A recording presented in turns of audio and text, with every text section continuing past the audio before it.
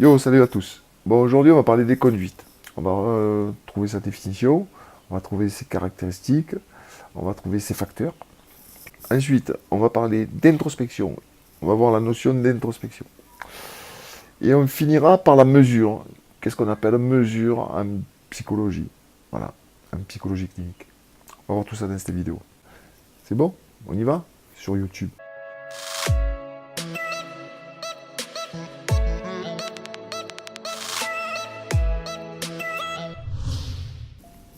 Alors aujourd'hui, les conduites. Une conduite, c'est des actions, un comportement, des attitudes par lesquelles un individu ou un groupe atteint un but qu'il s'est fixé par rapport à un objectif ou il manifeste une intuition consciente ou inconsciente. Donc une conduite peut être observable ou pas, on peut voir ou pas les choses, selon qu'elle soit intériorisée ou extériorisée. Donc on peut voir, les conduites extériorisées, on les voit, les intériorisées, c'est plus compliqué. La conduite a trois caractéristiques. Les faits poursuivis par le sujet peuvent être inconscients. Et dans ce cas, l'homme qui se conduit ne sait pas toujours pourquoi il le fait. Là, prenons l'exemple du passage à l'acte. On ne sait pas pourquoi il l'a fait. Pourquoi l'a-t-il fait? On ne sait pas. Lui non plus. Il ne sait pas pourquoi il a passé. Pourquoi il a fait ça. Pourquoi la colère nous déborde? Pourquoi il y a des trucs comme ça? La deuxième caractéristique, c'est la signification qu'on donne à une situation dépend de notre environnement social, culturel et de notre histoire personnelle. Les troisième caractéristiques, c'est pour les conduites, ce sont des tentatives d'adaptation à notre environnement. C'est-à-dire qu'on fait des choses et que notre environnement nous pousse à faire ces choses-là. On est obligé de s'adapter. Voilà, c'est une adaptation à l'environnement. Alors, maintenant, on va voir les facteurs. Qu'est-ce qui nous pousse à nous mettre en mouvement? Qu'est-ce qui nous pousse à avoir des actions, des intérêts, voilà, de vivre? Qu'est-ce que c'est qui nous fait avancer, avoir telle conduite?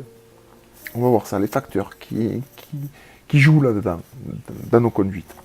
Alors, premièrement, il y a le besoin. Il faut savoir que de l'insatisfaction naît le besoin.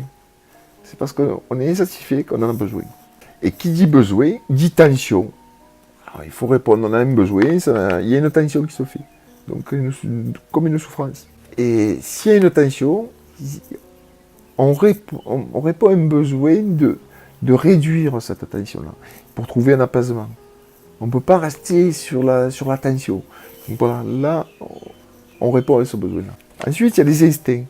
Ça, c'est des comportements stéréotypés. Par exemple, le sourire. Tout ce qui est inné. Alors ensuite, on a des mécanismes de défense.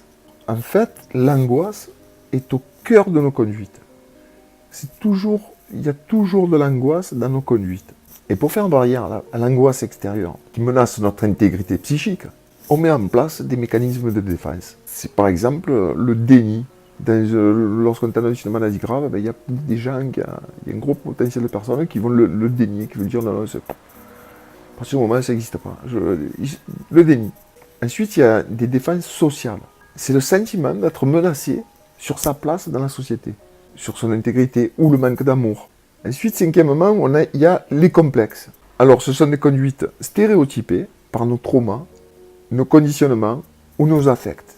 Là, par exemple, c'est le sentiment de se sentir coupable. Alors, il y a le sixième facteur, c'est les émotions et les sentiments. Ils vont nous amener à nous conduire, à la fois vis-à-vis de nous-mêmes et vis-à-vis de l'autre. C'est aimer, la peur, et enfin, on a les attitudes. C'est l'orientation générale de la manière d'être face à certains éléments du monde extérieur. Là, c'est par exemple la confiance en soi, l'estime de soi. La conduite pathologique peut être une attitude, une action, un comportement qui en soi n'est pas pathologique, mais dont l'organisation présente un signe contradictoire, une bizarrerie, une incohérence, quelque chose, ça ne va pas. Elle peut être source d'angoisse, de dépression.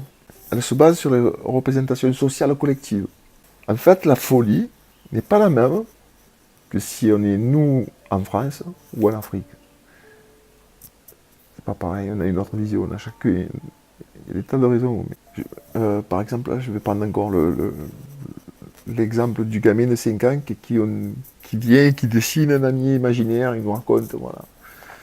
Ben ouais, ça c'est bien. Voilà. il peut faire ça, 5 ans, il peut avoir... il a beaucoup d'imagination, c'est très bien. Si, comme je vous ai dit, dans 50, il y a un problème. Il y a un problème, c'est un signe de délire, là. Voilà, il est en train de délirer. Et c'est beau, il est un copain. Alors maintenant, on va parler de l'introspection.